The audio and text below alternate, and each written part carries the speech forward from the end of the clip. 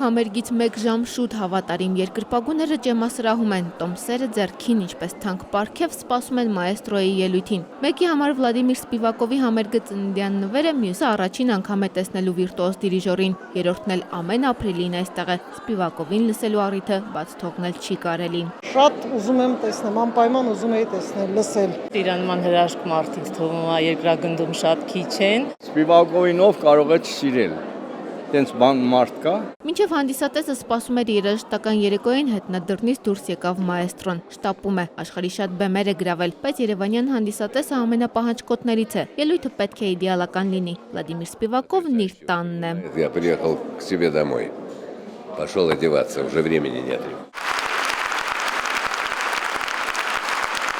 Մոսկվայի վիրտուոզներին նա համախմբեց 1979-ին։ Կամերային նվագախումբը Վլադիմիր Սպիվակովի դիրիժորությամբ մինչև այսօր պահանջված ու սպասված է աշխարհի տարբեր բեմերում։ Երևանն այս տարվա շրջագայության գլխավոր վայրերից է։ Սպիվակովի ապրիլյան երեկոն առանձնացավ նաև խորհրդանշական ֆաշիզմի եւ պատերազմի զոհերի հիշատակին նվիրված ստեղծագործության կատարմամբ։